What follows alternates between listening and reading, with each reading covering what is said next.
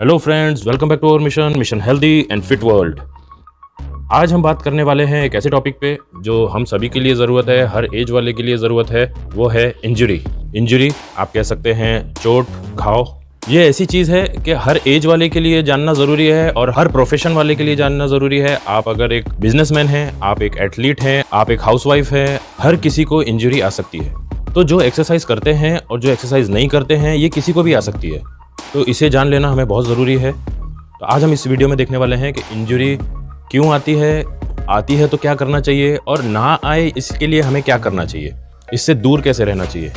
क्योंकि फ्रेंड्स, जब इंजरी आती है तो ये हमें ना सिर्फ घर पे बैठा देती है, हमारे वर्कआउट पीछे छुड़वा देती है, हमारा फिटनेस पीछे हो जाता है, हम बेड रेस्ट पे चले जाते हैं। कुछ इंजरीज़ के ग्रेड जो लो ग्रेड की होती है वो कुछ वीक्स की होती है, कुछ जो हाई ग्रेड की होती है वो मंथ्स की होती है। तो 5 से 6 मंथ, साल भर भी जाता है किसी को इंजरी से डील करते वक्त। डिपेंड करता है कि आपकी इंजरी किस ग्रेड की है। ना सिर्फ ये आपको वर्कआउट से दूर रखती है, ये आपको अंदर से डरा देती है। और अगर आपकी हील भी हो जाती है इंजरी तो भी आप डबल से बैकअप नहीं करते हैं। मैं फ्रेंड्स ये इसलिए कह रहा हूँ कि ये मेरे साथ भी हो चुका है और मैं इतना डर चुका था कि मुझे सर्जरी तक रिकमेंड कर दिया था डॉक्टर्स ने कि आप अगर सर्जरी नहीं कराओगे तो आपको प्रॉब्लम हो जाएगी। तो फ्रेंड्स, हम अंदर से इतने डर जाते हैं कि हम कभी हम वापस बैकअप करने की भी नहीं सोचते हैं। हम वो पार्ट की एक्सरसाइज करना या वर्कआउट करना या वो पार्ट ही यूज़ करना बहुत कम कर देते हैं। तो इसीलिए आप लोगों को जान लेना बहुत ज़रूरी है कि ये इंजरीज से कैसे डील करें, और ड्यूरिंग इंजरी कैसे डील करें, और आफ्टर इंजरी क्या क्या करें। तो इस वीडियो में हम देखेंगे प्री इंजरी क्या करना है, मतलब जो फर्स्ट एड होता है जब नई इंजरी होती है तो क्या करना है, ड्यूरिंग इंजरी क्या करना है, जब आपका हीलिंग हो रहा है तो क्या करना है, और आफ्टर ठीक होने के बाद आपको वो इंजरी ना आए तो क्या करना है। तो बेसिकली इंजरी 2 टाइप की होती है, एक्सटर्नल और इंटरनल। एक्सटर्नल मतलब जो घाव वगैरह हो जाते हैं, चोट वगैरह लग जाती है, स्किन फट जाती है, खून आने लगता है। तो एक्सटर्नल तो आप सभी को पता है, फर्स्ट एड मेडिसिन, आपको घाव को साफ करना है, एंटीसेप्टिक क्रीम्स वगैरह लगाना है। तो ये एक्सटर्नल इंजरीज बहुत जल्दी हील अप हो जाती है, जो स्किन से रिलेटेड होती है और जो ऊपरी होती है। अब सबसे इंपॉर्टेंट इंजरी जिस पे हम बात करने वाले हैं वो है इंटरनल इंजरी, अंदरूनी, जो जॉइंट्स में होती है, लिगामेंट में होती है, टेंडन में होती है, बोन से रिलेटेड होती है। तो आइए देखते हैं प्री इंजरी के बारे में। प्री इंजरी मतलब जब आपको फ्रेश इंजरी होती है, फ्रेश इंटरनल घाव आता है, अंदरूनी चोट लगती है, कहीं आप गिर गए, पैर मुड़ गया। और ये इंजरी कहीं पे भी आ सकती है, कभी पैर मुड़ जाता है, कभी हम गिर जाते हैं, चोट लग जाती है, कहीं बैक पेन हो जाता है, कहीं हम बच्चों के साथ खेलते हैं, मोच आ जाती है, कहीं कोई चीज़ बहुत ज़ोर से लग जाती है। तो ये किसी के साथ भी हो सकता है। तो फ्रेंड्स, जब भी ये इंजरी होती है, फ्रेश इंजरी होती है, कुछ भी लग गया, पैर मुड़ गया, घुटना टेढ़ा हो गया, घुटना मुड़ गया, तो सबसे पहले 2 थेरेपी हमें फॉलो करना चाहिए। तो कभी इसे राइस थेरेपी कहते हैं और कोई प्राइस कहते हैं, उसके सामने पी लग जाता है, और दूसरा हार्म थेरेपी। तो सबसे पहले देखते हैं राइस को अगर हम ब्रेकअप करें तो सबसे पहले R से रेस्ट, I से आइसिंग, C से कंप्रेशन और E से एलिवेशन। तो R से रेस्ट, जब भी कोई भी इंजरी होती है आप साइड में आ जाइए, आप एक प्लेस पकड़ लीजिए, आप अपने वो पार्ट को रेस्ट पे ले आइए। क्या होता है, जब हम कोई इंजरी होती है तो इंटरनल ब्लीडिंग हो सकती है, अंदर नसें जो होती हैं वो अंदर के अंदर फट जाती हैं। स्किन से फट के खून बाहर नहीं आता है, लेकिन स्किन के अंदर नसें फट जाती हैं, इंटरनल ब्लीडिंग जिसे कहते हैं। तो जब बॉडी ये सेंस करती है इंटरनल ब्लीडिंग हुआ है, तो ये फॉरन फ्लूइड्स, जो पानी वगैरह जमना, जो स्वेलिंग आती है, जो सूजन होती है, वो फ्लूइड्स जमा हो जाते हैं। एक नेचर ने बनाया है, ये नेचुरल कुशन है हमारे लिए कि ये फ्लूइड्स वो चोट के आजू बाजू आके जमा होने लगते हैं ताकि हमें वो पार्ट और इंजोर ना हो।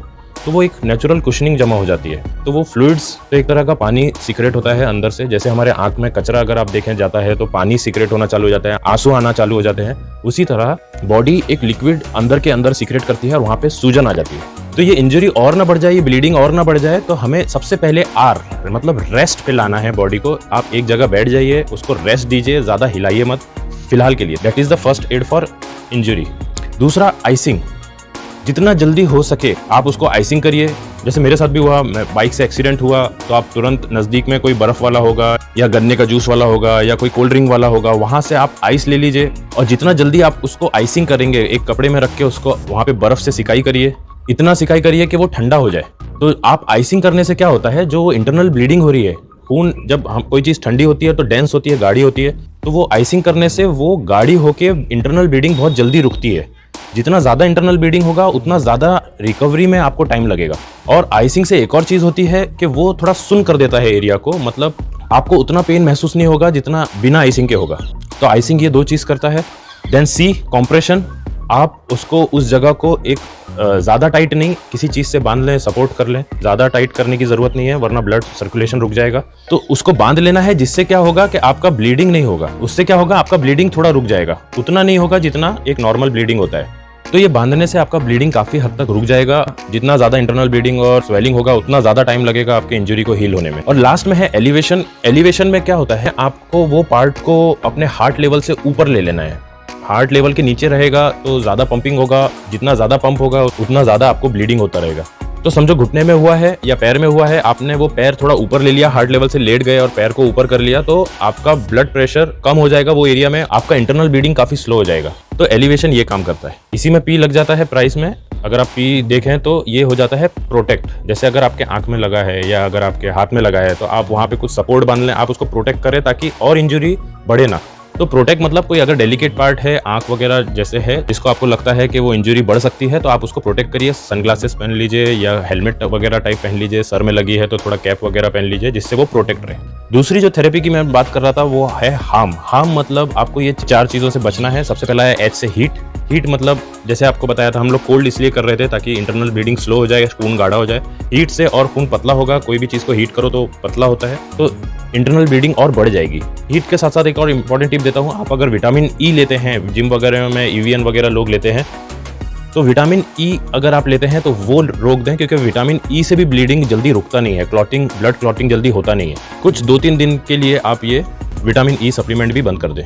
हार्म में ए अगर देखते हैं तो अल्कोहल वगैरह आप पीते हैं तो अल्कोहल बिल्कुल बंद कर दीजिए, उससे भी इंटरनल ब्लीडिंग का हीलिंग बहुत स्लो हो जाता है। आर से है रनिंग। रनिंग मैंने आपको बताया कि भागा दौड़ी से प्रिवेंट करना है, आपको थोड़ा रेस्ट करना है। हमारा जो आर था प्राइस में, रेस्ट करना है, भागा दौड़ी से बचना है। और एम जो था वो है मसाज। हमें मसाज नहीं करना है। बहुत सारे लोग कहते हैं कि उस पर मसाज करते रहो जल्दी सही होगा, वो अभी नहीं करना है। ये प्री इंजरी की बात चालू है। प्री इंजरी में आपको मसाज नहीं करना है, वरना आपका और इंजरी टाइम लेगी और इंजरी बढ़ जाएगी। फ्रेंड्स, ये हम लोगों ने देखा प्री इंजरी क्या क्या करना है। अब ड्यूरिंग इंजरी की बात करते हैं। ड्यूरिंग इंजरी में एक फेज होता है, अब आपका वो डिपेंड करता है कौन से ग्रेड का है। मिनिस्कल टीयर वगैरह है या लिगामेंट टीयर है, ये बहुत ज़्यादा टाइम लेते हैं हील होने के लिए। छोटा मोटा अगर मोच वगैरह है तो जल्दी हो जाता है। तो कौन से ग्रेड की है ये आप पता लगाइए डॉक्टर से। अगर ज़्यादा ग्रेड की है 3 एंड अबव, 3, 4, 5, तो ये मंथ्स लेती है। और ये अगर लो ग्रेड की है 1 या 2 या मैक्स 3, तो ये वीक्स में हो जाती है। तो बेस्ट ये होगा कि आप पता लगा लीजिए कि कौन से ग्रेड की इंजरी है। बहुत सारे लोग 4th या 5th ग्रेड के इंजरी पे रहते हैं और वो लोग नॉर्मल लाइफ कंटिन्यू करते हैं, रनिंग, जंपिंग, वॉकिंग। तो इससे क्या हो जाता है, वो इंजरी और बढ़ जाती है। तो इसीलिए आप ट्राई करिए कि पता लगा लीजिए MRI, CT स्कैन वगैरह, एक्सरे वगैरह से। नहीं कराया तो आपको पता चल जाएगा। आपका एक्सपीरियंस कितना उतना डिपेंड करता है। ज़्यादा अगर आपको लगता है कि मुझे पेन फील हो रहा है तो ज़्यादा ग्रेड की है, कम पेन फील हो रहा है तो कम ग्रेड की, लेकिन डिपेंड करता है ये भी इंजरी कहाँ हुई है। फ्रेंड्स, ये इसलिए ज़रूरी है कि अगर समझो आप 4th या 5th ग्रेड के इंजरी में है, अगर आपका लिगामेंट टीयर हुआ है या मेनिस्कस टीयर हुआ है जो आपके घुटने में रहता है, और अगर आप कंटिन्यू करे जा रहे हैं और अगर वो ब्रेक हो गया 4th या 5th पॉइंट के बाद सीधा फेल्योर होता है, तो अगर वो ब्रेक हो गया तो ये पूरी तरह से सही भी नहीं होता है। ये लाइफ टाइम आपको प्रॉब्लम देगा। सर्जरी भी अगर कर ली तो ये लाइफ टाइम टेम्पररी होता है, उसमें वो मजबूती नहीं आती है जो अपने ओरिजिनल पार्ट्स में होती है। तो लिगामेंट्स और टेंडन्स वगैरह इस पे ध्यान दीजिए, इसके ग्रेड्स पे ध्यान दीजिए। अब कुछ बॉडी पार्ट्स ऐसे होते हैं, जैसे मैंने मेनिस्कस का एग्जांपल लिया था कि वहाँ पे व्हाइट एरिया होता है और एक red area, white zone, red zone. White zone में ब्लड सप्लाई रिच नहीं होता है या नहीं के बराबर होता है, जो कोर एरिया होता है मेनिस्कस का। और एक होता है रेड जोन, जहाँ पे ब्लड सप्लाई अच्छा खासा होता है। तो अगर रेड जोन है तो जहाँ ब्लड है वहाँ हीलिंग होगा, और जहाँ ब्लड नहीं है वहाँ पे कभी कभी तो सही भी नहीं हो सकता है। तो बाई चांस अगर आपको पता लगा, डायग्नोस हुआ कि आपको ऐसे एरिया में प्रॉब्लम है जहाँ पे ब्लड सप्लाई अच्छा नहीं है, तो वहाँ पे आप 2 चीज़ कर सकते हैं जो हम लोगों ने पहले मना किया था। एक तो मसाज, दूसरा फिजियोथेरेपी, और तीसरा गर्म पानी का सेका, हॉट वाटर ट्रीटमेंट। जिससे क्या होगा, ये तीनों चीज़ से आपका ब्लड सर्कुलेशन बढ़ेगा। जहाँ पे कम ब्लड जा रहा है वहाँ पे भी ब्लड फ्लो बढ़ेगा, और ब्लड फ्लो बढ़ेगा तो ब्लड में न्यूट्रिशन होता है और जल्द से जल्द वो सही होगा। अगर आप बिना ये 3 चीज़ें किए, सपोज 3 वीक में आपका इंजरी सही होगा, तो ये करने से आपका 1 वीक से 10 डेज के अंदर इंजरी सही होने का फुल चांसेस है। तो ये तीनों चीज़ें आपको आपका ब्लड सप्लाई बढ़ा देगा और जल्द से जल्द हीलिंग होगा। अब पोस्ट इंजरी, आपकी इंजरी अभी ठीक हो चुकी है। फ्रेंड्स, मैं एक और आपसे शेयर करना चाहूँगा कि कुछ इंजरी ऐसी होती है जो सही होने का नाम नहीं लेती है, 3-3, 4-4 साल, 5-5 साल चलती है। वो मेरे साथ भी हुआ है। मेरे साथ भी मेनिस्कल टीयर हुआ था, वाइट जोन में हुआ था। मैंने आपको बताया था ब्लड सप्लाई नहीं है। मेरे डॉक्टर्स ने भी बता दिया था कि आपको सर्जरी की ज़रूरत है, बिना सर्जरी के नहीं होगा। ये भी काफ़ी साल हो गए थे, मेरा सही नहीं हो रहा था। कुछ पोर्शन उसका इंजरी का वाइट जोन में था, कुछ रेड में था, और मैंने जैसे आपको कहा मैं कंटिन्यू करता रहा अपनी वही एक्सरसाइजेस, स्क्वाट्स वगैरह, तो हीलिंग मेरा नहीं हो पा रहा था। तो उसके लिए सबसे बेस्ट और ये एकदम प्रोफेशनल थेरेपी है जो कि इंटरनेशनल एथलीट्स, इंटरनेशनल स्पोर्ट्समैन ये लोग फॉलो करते हैं, वो है आइस एंड हीट थेरेपी या हॉट और कोल्ड थेरेपी। इसमें क्या करना है आपको, अगर आपको ऐसा लगता है कि मेरे काफ़ी मंथ्स हो गए हैं और मेरा इंजरी सही नहीं हो रहा है, या ये काफ़ी सालों से है मेरा सही नहीं हो रहा है, तो ये क्यों नहीं होता है? या तो आप वही एक्सरसाइज या रेस्ट नहीं किया, वही इंजरी से पहले वही कंटिन्यू कर दी अपनी आदतें, और या तो वहाँ पे ब्लड सप्लाई अच्छा नहीं है। तो यही दो कारण होते हैं जिससे वो सालों साल चलता है।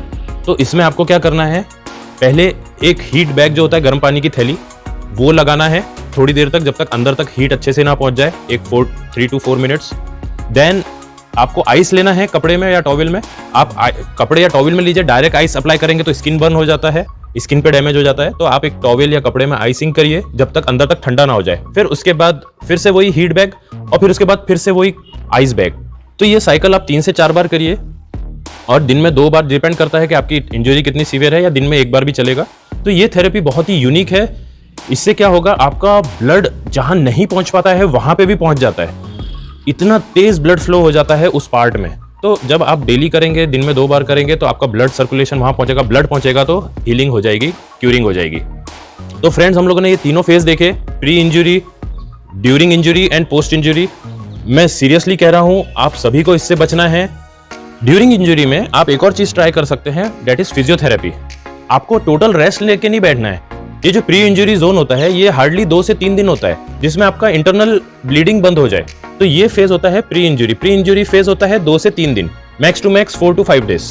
और ड्यूरिंग इंजरी होता है जो आपका चलता है depending upon your grade of injury. जितने ज्यादा आप जख्मी हो उतना ये चलता है, 2 हफ्ता, महीना या साल भर।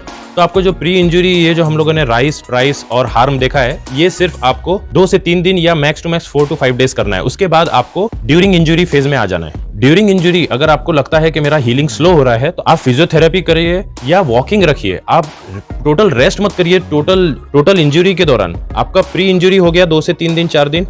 ड्यूरिंग इंजरी डिपेंड करता है कितना आपको इंजर हुआ है, कितने ग्रेड में है, लेकिन ये फेज में आपको थोड़ा बहुत वॉकिंग या फिजियोथेरेपी रखना है वो पार्ट का, जिससे ब्लड सर्कुलेशन बढ़े और आपकी इंजरी जो इतने देर में सही होने वाली थी वो कम होके जल्दी हील हो। तो आपको टोटल रेस्ट पे नहीं रहना है, वरना आप वीक हो जाएंगे, आपकी मसल्स वीक हो जाएंगी, और आप अगर वर्कआउट वगैरह करते हैं तो आपको स्क्रैच से करना पड़ेगा। ये आपके लिए, आपके परफॉर्मेंस के लिए, आपके लाइफस्टाइल के लिए, आपके हेल्थ के लिए बहुत ज्यादा नुकसान होता है। आपके फ्रेंड्स, ये इंजरी बहुत सीरियस चीज है, इससे आप बच के रहिए। मैंने अपने फ्रेंड्स को भी देखा है, मेरे साथ भी हुआ है कि आपको ये अंदर से डरा देती है। आप वो पार्ट्स की एक्सरसाइज नहीं करते हैं, आप पूरी तरह डर जाते हैं, आपको घर बैठा देती है ये इंजरी, आपको वर्कआउट से दूर ले जाती है, आपको वर्क से दूर ले जाती है, कभी कभी आप काम पे नहीं जा पाते हैं।